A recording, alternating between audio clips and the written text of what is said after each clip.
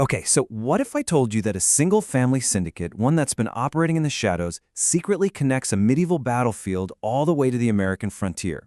We're going to piece together a hidden history that spans 500 years, a story that was deliberately and very cleverly erased from the official record.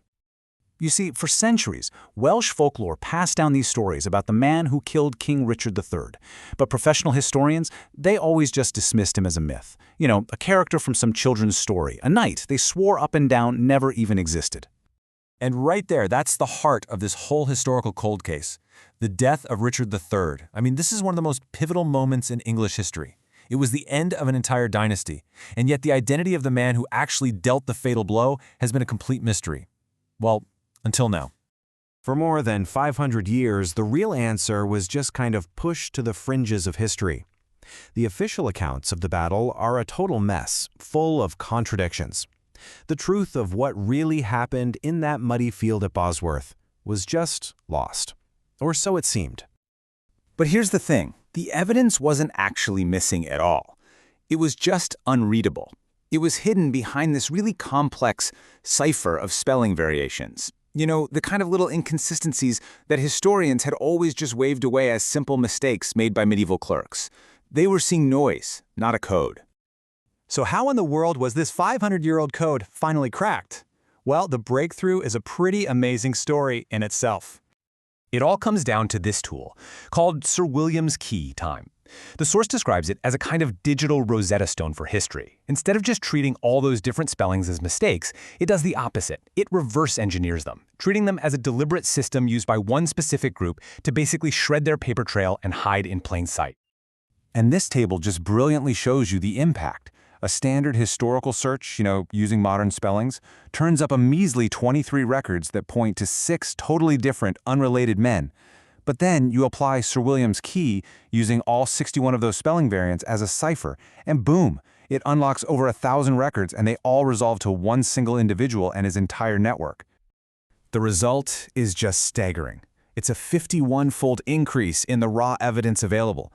All of that historical noise just collapses, and this crystal-clear picture emerges from centuries of fragmented, totally unreadable documents.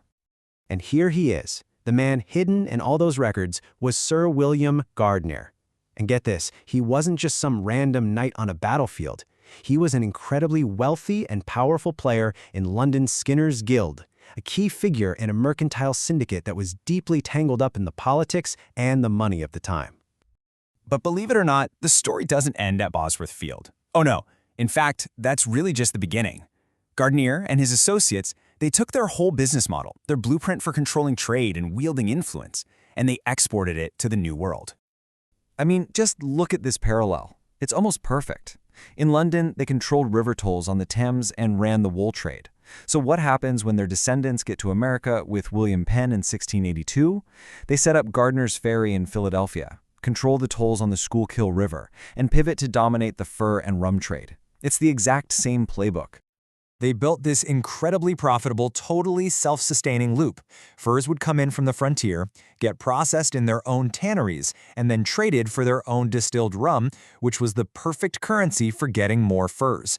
And by dealing in rum, they completely cornered a market that the official Quaker establishment in Pennsylvania refused to touch. Pretty smart.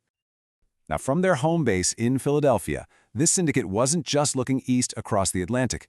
They turned their eyes west, pushing deep into the American interior, following, and in many cases creating, the very trade routes that would define the frontier. This timeline really lays out the whole unbroken chain. You go from a battlefield in 1485 to the Philadelphia waterfront in 1682 to a brand new operational hub founded by John Gardner in central Pennsylvania in 1791, and that hub is what launches them all the way out to the Missouri River by 1833, with Johnson Gardner working as an agent for the American Fur Company. So out in central Pennsylvania, they built this powerful, vertically integrated supply chain.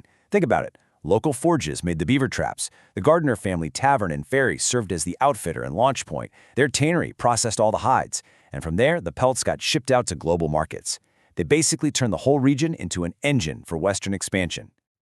So this wasn't just a loose collection of family businesses. No way. This was a strategic network. It directly linked the industrial power of Pennsylvania's iron forges to the massive, untapped resources of the American West, all through guys like Johnson Gardner, who was a hardened mountain man operating way out on the Missouri frontier. All right, let's just step back for a second and think about what this all really means. What does this redecoded history actually show us? By cracking their code, we're not just finding some long-lost person.